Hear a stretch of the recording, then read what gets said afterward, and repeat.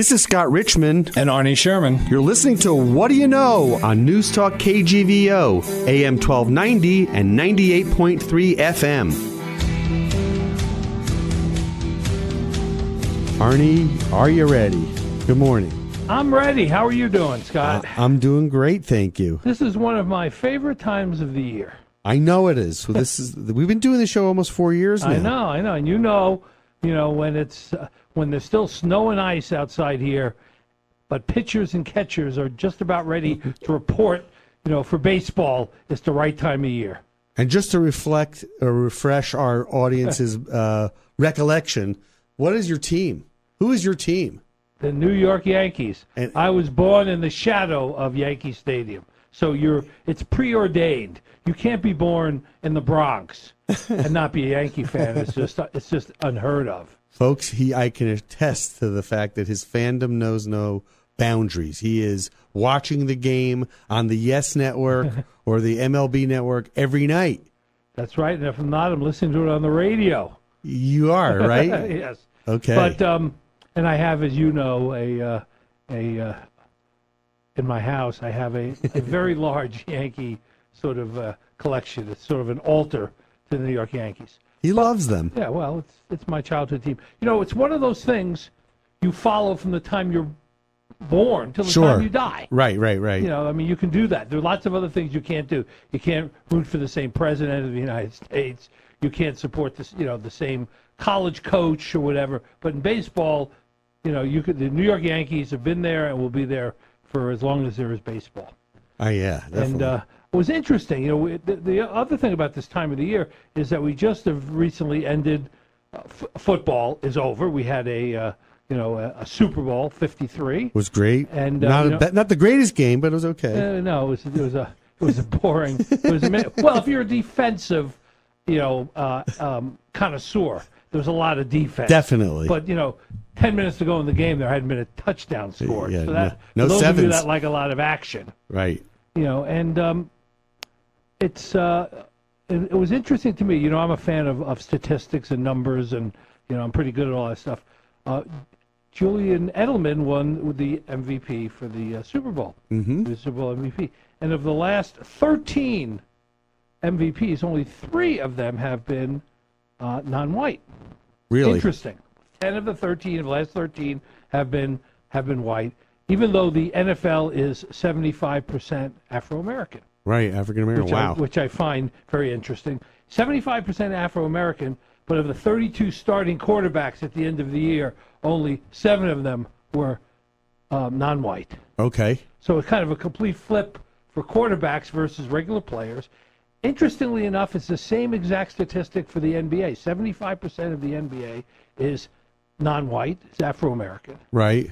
The only major sport that actually reflects pretty much the U.S. population, which for our listeners is currently about 62% white in terms of as a racial minority, 13% Afro-American as a racial minority, and 17.8% Hispanic Latino as an ethnic minority is baseball. Right. Baseball is 62% white. It is the other numbers are a little bit off. Hispanics are now about 29% of the players, and Afro-American players are down to 8.4%. That's a trend that's been going on for a while. Right. now. At one point in the 70s, Afro-Americans comprised 23% of the major league. Mm-hmm. So it's there's some reasons for it, and we don't have time to go into it, but the sport in generalities, baseball reflects the general population and the general makeup of the U.S. more than any of the other sports do. That's interesting. So I don't know. It doesn't mean anything necessarily, but it's interesting to me to take a look at it and compare it to the other sports.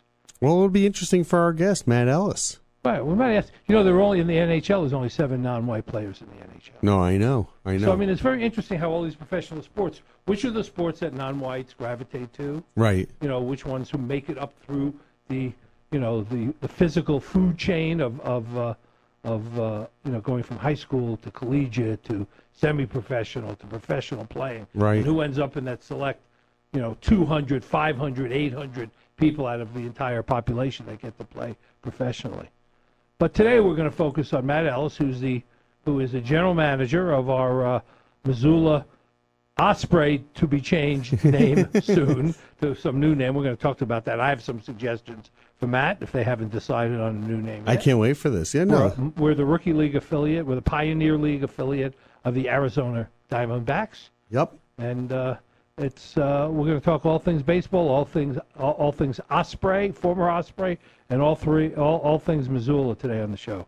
And Matt's a fascinating guy, Arnie. I don't know if you've met him yet, but I have not had the privilege of meeting Mr. Ellis. He's a great guy, and he's got he's involved in a lot of different activities in and around town. Let me be the judge of that. Well, no, he's he runs that the Osprey Stadium. Also, well, it's not the Osprey Stadium. What's it called? Ogren Field. Ogren Field. But also is one of the chairs of the downtown planning master plan committee. Mm-hmm. So he's very involved in that, and also has a few retail in town. And so, and he's got an interesting story too. So he'll be a nice guest. And it's I mean, for a town of 70,000 plus the surrounding area, it's the only professional sports team we have. It sure is. So it's we're happy to have him here. We like having him here, as you know from going to Osprey games. They're pretty exciting. And for our listeners, who I've had people ask me, well, you get any good ball players here? Yeah. When after the Major League has its draft, the top players that are drafted by every team end up in Rookie League. Right. They all go to Rookie League. Sure. So you'll see a journeyman player who's never going to go anywhere, to the guy who throws 100 miles an hour and can't get it over the plate, to the guy they just paid $4 million or $8 million to, who's going to be playing in the major leagues in 3 years. They all go through the same system. They go through the same meat grinder. Wow. They come here, they stay in people's homes, and they have a real kind of, old-fashioned entree to professional sports. You know what? And regardless of what the sport is, when somebody hits the rarefied air of being a professional in a particular sport, and even if it's the Pioneer League, it's a big deal, Sure. right? Because think about how many people actually play a sport, whether it's high school or baseball. You collegiate. have 40 or 50 members on every high school team out there that has a baseball team. And then there's 160 colleges or 180 colleges. Most of the players do play college. So break down the numbers. Yeah, 50 times that, and then in the draft you end up with 40 people on 32 teams. That's 1,200 players out of hundreds of thousands. That's nothing. Yeah, so I mean, maybe even millions of people that play baseball. And then we go and pay a lot of money to go there to boo them, and to eat a good hot dog and a good hamburger. Yeah. All right, when we come back, our guest will be Executive Vice President and GM of the soon-to-be renamed Missoula Osprey, Matt Ellis. Back after this. All right, we are back with Matt Ellis. Matt, welcome to the show. Thank you, gentlemen. It's a pleasure to be here. So we have new owners of our Pioneer League team here to be named now again. That's right. We're just mixing it up. Peter and Susan Crampton Davis from Seattle bought the team. They're amazing people. They really believe in Missoula and what the franchise means, and they're committed to the long haul. And they've immediately made a big impact on our operation and kept all of our staff. We've doubled our staff since they bought the team, so we're adding more resources to make the product better, and it's been great. So do they have a goal or an aspiration for the team that wasn't in place before? Well, this is Peter's dream, and to own a baseball team. He's dreamed it all his whole life. He's a huge baseball nut, and he comes kind of from a fan perspective, if you will, in that he's been a fan all of his life, and he wants us to really elevate the game for the fan. He wants the fan experience to be better, and he really fell in love with our franchise for a number of reasons. He loves Missoula. He loves the stadium. He loves the location right on the river. He loves the bird in center field. He loves all of it, and he also, I think, really respected our operation, the reputation we had, and for what we did. And so he felt like this wasn't a rebuild, but as an opportunity to really just elevate. And he's immediately made an impact in that regard. Well, we're affiliated as most of our listeners know, to the Arizona Diamondbacks. That's right. Is that the team that he is previously? Is that a team is that his team? Is that His team's team? the Mariners. He's been a Mariner fan. He grew up in Seattle. He's a season ticket holder. He's been an avid fan of the Mariners for a long time, but he is definitely taking the Diamondbacks as his second team, and if not his first, I'll let him speak to that. But he's totally committed with Arizona. We've met with them on numerous occasions since he bought the team, and he values what their relationship's been to us and the history of our franchise with Arizona. We were the first team ever to take a field for the Diamondbacks, even before the Major League Club. That's how long our affiliation's been in place. So it's been a really good marriage, if you will, with that affiliation, and he respects that and is all in on that relationship. How does your day-to-day world change now with new ownership? Not too much. I'm still running the day-to-day operation. I've got a bigger staff now. We got some more resources to play with, being that he's going to put the Davises are putting about $500,000 into the stadium this year just for fan amenities and such, like a video board. We're putting a brand new video board in. Wow, nice. So they're putting their money where their mouth is and really stepping up and showing that they're all in to make the Missoula Osprey baseball the best in the entire country. That's fantastic. Arnie, you and I have spent some time there on Partner Day and stuff. I have been to a number of games. I have to be the first to admit I never was in love with the Osprey name myself. So you're a happy guy these days. I'm happy. So why the name change? Why did they hear my thinking or follow my prayers and are changing the name?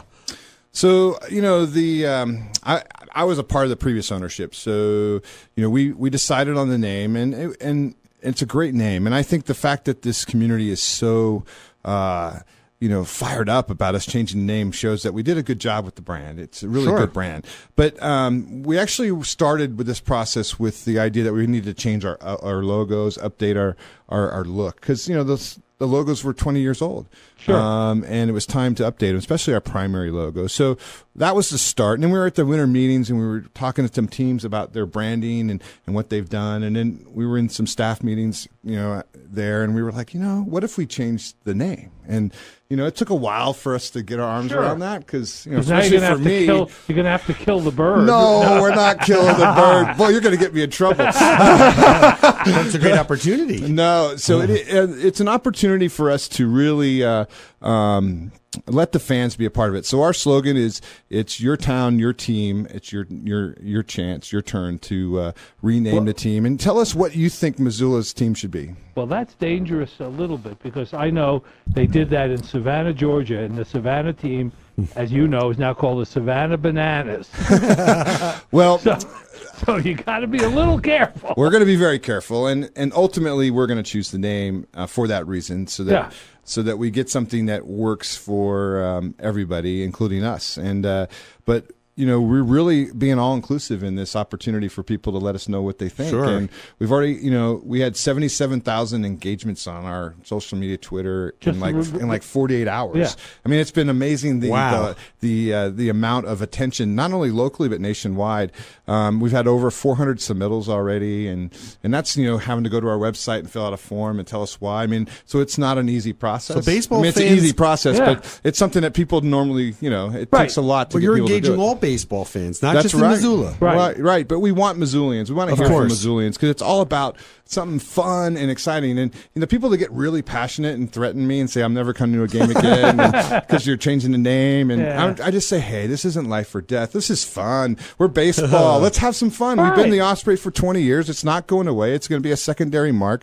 What's the next 20 years going to look like? So on the drive over here today, are you going with names already? Yeah, I have He's been winding up. This is a wind-up. This is a wind-up. I have 6 surefire names that I've come up with that I'm happy, to share on the air with you. That you might want to get behind these names.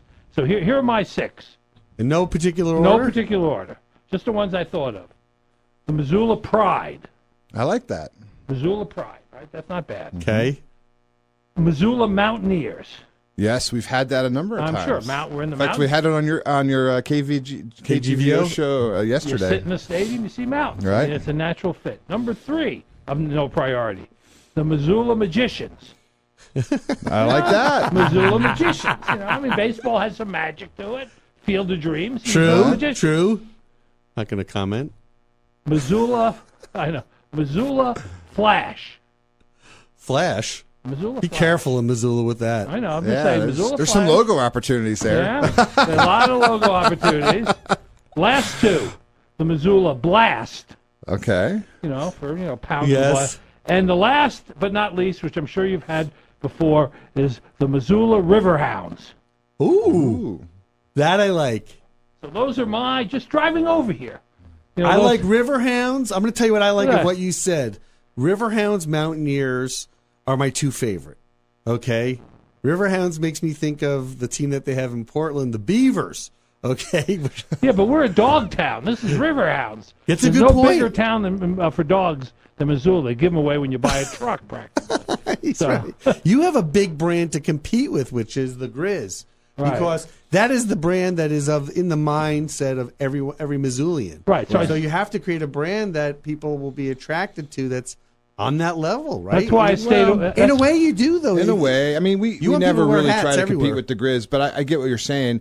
We want something that has that type of love in this community, Yes. no doubt. And so what we're not competing with them, but we are trying to aspire to have a brand that all Missoulians will put their arms around. Well, we don't compete with them because the first game is what, about June 15th? Yeah, exactly. It's already summer, and Allow me to opine for a second. You're competing with them just for the dollar because I'm not talking about games. I'm you're talking talking about T-shirts, caps. right. Like what Matt, what they want, correct? I'm going to put words in your mouth, but they want everybody wearing the gear, right? When you have a refresh of a brand. Yeah, we want it This not is only huge. it's not only local, it's as a national thing. Yes. I mean, you look at some of the successful brands in minor league baseball, and they're just killing it nationwide Sure. with sales.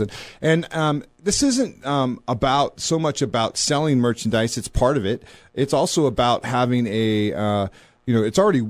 This whole branding thing is already, I'm going to say, working in the sense that everybody's talking about us in It's great. January. It's minus 10 out in windshield, and everybody's talking about our brand. And that's awesome. That means that everybody really Yes. cares, and they want to be a part of this. And that's what we were trying to accomplish. The Davises said, hey, if we're about the fan, let's let the fan have a say in what Right. our name is. Well, And so it's working already, and we're pretty excited about it. There's some branding things that have been so successful that, for example, in Toledo Mudheads. Right. Pretty much everybody who's Yeah. and I've never been to a Toledo game. But you know about it? You know about the Mudhens. I know because I've been down in Savannah, the Savannah Bananas now. Right. It's hard to forget it once a year. I would love a T-shirt that said the Savannah Bananas. They have caps with, they have a banana mascot, as you might imagine. Well, that's why we want the soul of Missoula to come through in this brand, because this is a nationwide thing. We get a lot of nationwide attention with whether it be the former players that have played here,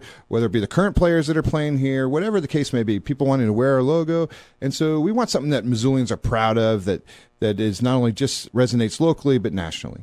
That makes a lot of sense. Let me move on to something else for a minute. Talk to me about Pioneer League baseball. Yeah. Players come here. They stay in people's homes. I mean, how does the whole system work? So we're not necessarily on the host family side. We're not necessarily like a junior A hockey team, or Right. like the junior Bruins, where they almost all, I think they're required to stay in host families. Right. Our players are professional athletes. They're actually paid. I think we're the only professional athlete in the city. Right. Our guys, that's their job. That's what they do. They work in baseball, and they're trying to aspire to be in the big leagues where their pay goes way up. Sure, and, definitely. And they get onto that star stage like Paul Goldschmidt or some of our other former players. But so when they come here, they're not all necessarily wanting to be in a host family. But what we've decided is this year we're actually upgrading we've never been a real host family team, but the Diamondbacks have asked us to up our game in that. So we're actually going to, we've got a host family program that we're organizing, and we're hoping to get enough host families to support the entire team if the players want that. Some cool. players have been 4-year college guys, and they're tired of living at home, and Right. Sometimes you get they just want to live in an apartment. Right. Sometimes you get a first-round draft Right. choice who comes Right. in, who's signed So- a seven-figure, signing bonus. Well, we've got some of our younger guys. Like, last year we had Blaze Alexander, we had Alec Thomas, we had Christian Robinson. Those three guys were all 18 or younger, and we got them in host families because it just is a better growing path for them in terms of on and off the field and learning about life and helps them prepare more for when they're in the big leagues and dealing with everything. And how many of our players that have come through Missoula have made it to the big leagues? We're at 70 now. 70, that's quite a lot. That is a lot. Yeah, it's pretty cool. 70 people. And we got a couple. I think Goldsmith's going to be a Hall of Famer. So Paul Goldsmith, first baseman for the Arizona Diamondbacks. Great first on baseman. His path. He'll be our first Hall of Famer. Did we have John Olerud here? No, Olerud wasn't here. Carlos Gonzalez was another big name. Jose Valverde was an all-star. Yes. He played for us. We've got some guys in the pipeline that are on their way. Daniel Polka just made it last year. I think we had 5 guys make it last year alone. So every year we get anywhere from 3 to 6 guys make it to the big leagues. Let's do a quick ID. Our guest is Matt Ellis. He's the executive vice president and general manager of the soon to be renamed Missoula Osprey. Correct? That's correct. Now do us a favor for our audience. Furnish us with some biographical details about yourself, because I think your story is quite interesting. Kind of how you came to Missoula, right. Your involvement in baseball. You've told me this, right? Over drinks. After he fixed the 1919 White Sox scandal game, he was banned for baseball for 20 minutes. But give us a little background. I'm not that old, but I'm getting there. I've been in baseball my whole career. I was a student at Arizona State in the late 80s, and my mom, actually going back into the early 80s, when I was in high school, my mom worked for what's the California League team called the Lodi Crushers. And she was just working in day game staff, and so I'd go with her to the games and hang out. And a guy named Ed Sprague owned the team, who used to be a big leaguer, and actually his wife owned the team. He owned the Stockton team. They both owned a team in the league, and so Michelle would bring Ed Sprague Jr. to the ballpark, who ended up being on the Blue Jays. I think he won a World Series with the Blue Jays. And so we would chase balls as kids, trying to get free corn dogs back then. And I got more balls than he did, and that's why I'm fat, and he was in the big leagues. But I started there. That's where I got the love for the game. You're losing weight, by the way. Yeah, I am. But that's where I got the love for the game. So when I was at college, I started working for the Phoenix Firebirds in AAA with the Giants, and I've worked my way up. And then I was in baseball for about 5 years, and my dad said, "Hey, I really want to do this. I love what you do." And so we put together a group of family and friends who purchased this franchise when it was in Lethbridge, Alberta, Canada. And then in 1999, we relocated it here to Missoula. And I've been our GM. I was overseeing this team and 2 others that we were partners in. And our GM quit after the 2000 season, and I said, I'm moving my family to Missoula because it's the greatest place in the world. And, yeah, definitely. And I've said I'll live here the rest of my life. Amazing. And so what led to the sale to the Davis family? So our ownership group had owned this team since 1993. So they've done their yeoman's work. They did the hard work, got a stadium built in this community, moved the team here, and done a lot of great things. And they realized a couple of things. One, it was time for them to retire. My dad's in his mid-70s, and he was. And some of our partners are out of town, and they weren't coming to Missoula as much. Sure. And my parents live here and live and breathe this franchise and its future. And so we found the right buyer. We found somebody that would come in and continue what we started. And I've been lucky that they kept all of my staff, and we're now it's growing. It sounds like, and we're going to do some great things. It's fun. It's the second person in. We got the hard work done. The stadium got built and everything, and now the second group will come in and take us to a new level. And they're going to bring resources that our ownership group hadn't had. And it's a beautiful stadium. Yeah, it's a great stadium. For anyone that hasn't been to the stadium, they should make a point of going this summer to the game. Right. But I also mentioned to Arnie in our intro that you're involved in the city in a significant way. You're not just a passive, businessman in the city, but you're very involved because I know we sit on a board together. But talk a little bit about that. So I'm a big downtown guy. I live downtown. I work downtown. I'm on the Downtown Missoula board of directors. I'm also the co-chair for the Downtown Master Plan implementation of the plan, and also the creation of the new one that we're updating. I'm on the tourism board with you, and then I'm on the parking commission as well. So, Oh, I didn't know. yeah. And I used to be on the state tourism board, but I've got off that. So I got my hands full. Sure do. And then I do Very involved. And then I do some fun stuff. I love sports in this town, and I'm a curling nut. I love curling, so I'm on the board of directors for the curling board locally. Where do you play at the Glacier Ice? And I've been volunteering some time to help try to get this new Glacier Ice plan going forward. So Fantastic. I also play hockey, so I love that. So You're all I mean, it's exhausting to think about. all Matt's sports, day. all sports, all the time. yeah, exactly. Tell me about our manager. Do managers stick around a long time? How long have we had ours? What's the normal progression? So we're gonna have a first-year manager. Mike Benjamin was our manager for the last 2 years. He's gonna be our bench coach, and usually, like if you look at the major leagues right now, Andy Green was a former manager of our team. He's managing the Padres. Right. You got Chip Hale was a former manager of our team. He's the bench coach for the Nationals. Mel Stoudemire Jr. was a pitching coach, and now he was with the Mariners. Now he's with the He loves Mel Marlins. Stoudemire. Yeah, Passed away. and his father dad just passed away last month. Yeah. And so we've got Doug Bockler, who's now the bullpen coach for the Padres. So the coaches are exactly like the players. They're moving their way up. They're trying to get to the big leagues. And we're just blessed that our affiliate is so good at making sure that we have quality people, not only on the field but off the field, as coaches as well as players. Arguably, I would say rookie league is almost as important as AAA. Exactly. You're getting them at their first professional experience. And I say is some of your coaches are better at AAA than they are at rookie ball, and vice versa.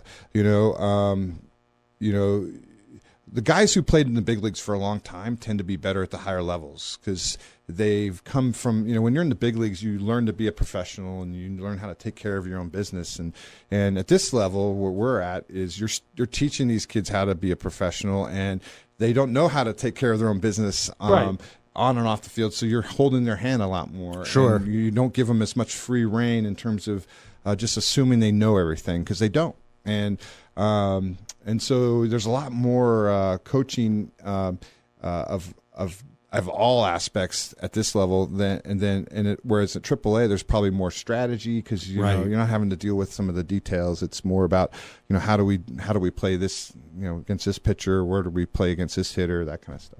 And what's interesting about this is you have, for example, in pro football or pro basketball, most of the players have been to college, right? And then they go immediately into the NFL if they make it, right? There's no really developmental league for pro football. Here, you're a college graduate, and now you're starting at the lowest rung, and you have to work your way up.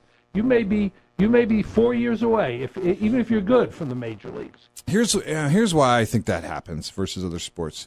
And I'm not saying other sports aren't more difficult to play. I'm just the consistency of baseball, the grind of every day, and the difficulty of hitting a ball that's being thrown at you 100 miles an hour with spin is just, it's a tough sport to master. And one of the problems with our sport is that you fail more than you succeed. If you fail 7 out of 10 times, you can be a Hall of Famer. Right? So That's the most amazing thing about it. And it's hard in life to fail 7 out of 10 times and feel like you're being a success. So, I think the mental side of our sports is tough as any of the major sports. No, it's much tougher. I mean, the whole history of baseball, Exactly. you can only name 3 guys that batted 400. Well, and I always say this. Our players could make the major leagues for one day and have a really big day at the big leagues. But the problem with our players playing in the big leagues is they're not ready for the grind every day. And so the pitchers make adjustments on them. They're not ready for that. And so they haven't learned how to be consistent and consistent in a 3 out of 10 time way.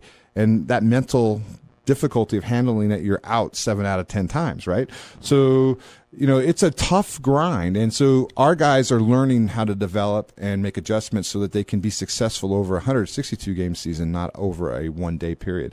So that's, to me, one of the biggest difference of our sport versus some of the others. Sure. You only have to be good 16 times at the NFL level. You had to be good 162 times at the major league level. Yeah, double. I mean, even in hockey at the NBA, if you screw up, you get 3 days off. Right. In baseball, you're right back for the second game of the doubleheader. I think the mental side of our game is so difficult. It's, the you can see the kids with the talent that have the talent to be in the big leagues just can't handle the difficulty of the failure and the difficulty of it. And a lot of them have been superstars their entire career, and this is the first time they actually experience failure because they're at this high level. It's humbling. Arnie brought up a very interesting point in our intro again, talking about the demographics of baseball and how it and explaining, Arnie, how it mirrors kind of the of all the demographics professional of the sports, US. it mimics the demographics of the country pretty well. 62% of players are white. Right. 9% are Afro-American. That's lower than the average, but it's close, 12.7%, and about 29-30% Hispanic, and the general population Latino. about 20% Hispanic or Latino. So it does reflect America more than any of the other sports do. Yeah, baseball's a real melting pot. We're real international. Look at our roster. I mean, we're going to have anywhere from 30 to 40% of our guys. Maybe not even that high, but it's we're definitely a third of our team is usually from another country, and I that's think pretty in the cool. Major Leagues last year there were players from 14 countries outside the United States, and it's pretty cool. And our clubhouse is a fun place to be. It's a lot of culture, and it's a lot of personalities, and it's a fun place to hang out. Do you feel like, so with the renaming of the team and the rebranding of the team and just the growth of Missoula, that is there an aspirational aspect to what you're trying to accomplish with the renaming? Is to kind of say, like, this is who Missoula is in 2019 versus 1999. We're just trying to continue to build excitement, and we are a business, so we want to sell tickets, we want to sell merchandise, but we also want people to be proud of their team and come out. We want people to say, I want to go out more than just once. I want to go out 3 times a year or 4 times a year. And so the brand is just one small part of the big picture. The other thing we want to do is we want to see the stadium be used more, and we're trying to figure out how to do that and how to make it used more year round. And so we want to see that facility numbers go up. And I would love to see. I'd like to aspire for 250,000 people using that facility in 5 years. And if having a retractable roof. I know. Do you have an agreement? I think the same does with Nick Chacon. Yeah, and that includes Nick's events. And Nick, if he does 6 shows at 8,000 or 10,000 a piece, that's 60 right there. Right. So we're starting to see the facility, the calendar fill up a little more, and that's one of the things we want to see. And we want that downtown location, that great facility, to be a place where people can go year round. So we're talking about, with this new video board, doing a movie series in the ballpark in September and October. Oh, that's great. When the baseball season's over, we're talking about how do we do some ice stuff with the stadium, or do something wintry with, whether it be slide classic. Maybe we do sliding down our grass hill or something. Oh, yeah. But how do we do some fun stuff where the locals can be a part of it? Well, the other thing is the old Sawmill District project is finally taking off, and you have hundreds of people now living right across the street from the ballpark. Yeah, no. That's going to definitely attract that whole area is game. just growing, and it's exciting to be a part of it. And it's right on the river. It's the one thing that, if you think about Missoula, where both the Sawmill property is, but where the ballpark is, that really highlights the natural beauty that Missoula has in town. There's nothing else really that does that. You know? And I know the plans are for a lot more, especially with the master plan, but we got a cool design. You look at like our inside, like the concourse is inverted from most stadiums. It's on the inside of the ballpark, so that when you're standing in line, you can watch the game. But what I love about it is Missoulians love to just gather and talk, and so our whole concourse is a gathering place. People don't even go sit in their seats; they just stand up at the rail and just talk and watch the game. And that's a cool thing about our sport. It's slow enough that it creates that interaction. Conversation. Then you look outside the ballpark, and we've got a trail system in center field where you can walk it and actually watch the game while you're walking it, and don't even have to buy a ticket. So it's a pretty cool thing. And you've got a bird right there in center field. It's cool. Still going to be there. The bird. It's still going to be there. A lot of people think we're tearing it down, but it's still going to be there. And we saw one of the best shows. Well, no, you and I saw. Who did we see there 2 summers ago? The concert that we went to with Linda. Paul Simon? Yeah, we saw Paul Simon there, which was a great show. And then I told Matt this, Steely Dan was perhaps one of the best shows I've ever seen. Love Steely Dan. Was out of town. Best sound. The sound was amazing. I don't know what happened on that show that was different, but it was Donald kudos as opposed Bob Dylan when you couldn't understand. Right. Well, that might have been the artist as much as the sound. Exactly. But the sound quality was really good. It was one of the best ones we had acoustically, and I thought that was one of our better shows. What I like about the stadium is that I'm more of the person that sits there and watches every pitch. And you really are close to the action. You can watch the first baseman. You can watch how the shortstop fields the ball and turns to. I mean, you can. The intimacy to the game is really highlighted at our stadium. I agree with you. And what's cool is even our lower level seats like general admission. I was sitting in the front row of the general admission the other day, last summer, and waiting for a promotion or an inning to end so we can start a promotion. I looked at Taylor Rush, my stadium ops guy, and I said, "Hey, Taylor, this is such a great seat. I mean, we're on a bench seating that's the cheapest seat in the ballpark. And you're in a big league park. This is an $80 seat. This is awesome. I'm right on the rail, down the line. $80. You have them at the Yankee Stadium. Legends. I was 30 rows back, $275 for one ticket. Well, it brings up a great point. Arnie and I love to talk about food on this show.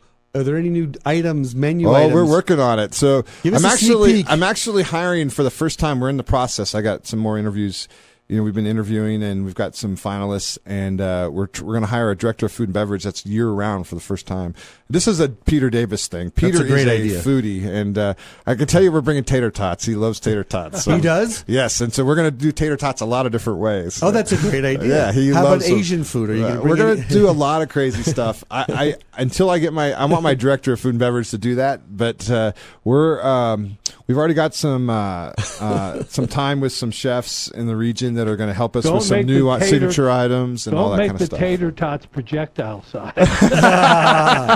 Yeah, that's a great point. But we are going to upgrade the menu. That was one of the mandates of Peter, and he's like, I want to see, one of the things is we've been cooking with one hood, and we're in the process of designing the plans to add a second hood at the ballpark. So we're actually going to create more kitchen space for us.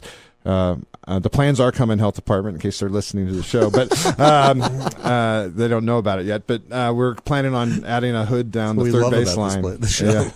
Well, food has become important in baseball. I mean, every time there's all kinds of articles out there, who are the best concessions, where the best price concessions. At the Super Bowl, they mentioned that $5. $5. That was a good data point. Yeah, I mean, and that's not what you get in New York or Seattle. I mean, even in Seattle, it's expensive to eat. We're creating a bar down the left field line. It's 21 and over. Wow. It's going to have TV showing baseball games. It's it's not hard alcohol. It's just going to be beer and wine, but it's going to be a lot of fun. We're going to have things like ping pong and cornhole and shuffleboard, band. We're going to have live music down there on nights, and it's just going to be a great place. And then we're actually going to put part of the grass seating in as part of the bar, so they can sit on the grass and that kind of stuff. And then the rest of the seating will still remain for the kids and families and that kind of stuff. So real upgrades. One idea for food and beverage, back to that for a second, is feature local restaurants. This is what they did at the Garden back when we did the redesign at the Garden in 2010. Yeah. And you had Hill City Barbecue. You had they all had their own stands around. They had their own stands. $30 a sandwich, right? But it was but Missoula. We've talked about this in the Destination Missoula meetings. It's becoming a foodie city. So the combination. I mean, what you provide here is an access port to professional sports that, frankly, when you live in a bigger city, most people don't get access to. That's right. It's expensive. I mean, Seattle's one of the cheapest places to go to watch a ball game. You get a decent ticket for $60 or $70, right? Which is still a lot for people. But I told you, well, you know this. I went to see the Knicks play, and somebody, gifted me a ticket, and I was 6 rows back for the worst team in the league, and the ticket was $1,250 for one game.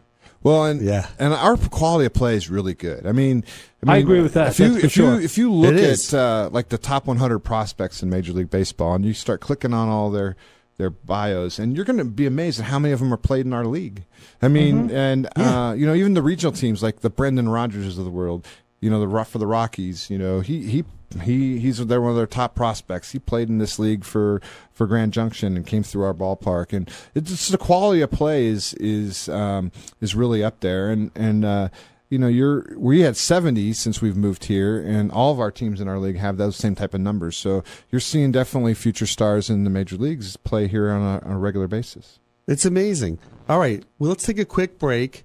Our guest is Matt Ellis. He is all things to the newly renamed Missoula Osprey. By the way, when is... So it's a 2020 thing. So it's 2020. We won't reveal the name until the end of the season. So we have to wait until September. It's going to be August, September, yeah. August, September. Okay. Well, we'll be back with Matt Ellis right after these words. All right, we are back with Matt Ellis. So for those fans out there, or even non-fans, who are going to become fans, who have an idea for the name for the team, want to find out about the upcoming 2019 schedule, how do they find out about the Osprey? It's real simple. They just go to Missoula.Osprey.com, and we have a submittal form there, and it's a real short form, and it's basically tell us the name and tell us why. Tell us why that name is the best choice for this franchise, because we want to know what the fans are thinking. And what about people who want tickets? So season tickets, they can still do that through the website, or they can just call our office, 543-3300. We're also located at the MSO Hub downtown in Missoula on Higgins and Main, and we're open 6 days a week down at the Hub, so they can come down and inquire about tickets or buy merchandise, whatever they need to do. And are there any events that are scheduled for 2019 that you can talk about yet? So outside of our game schedule? Yes. No.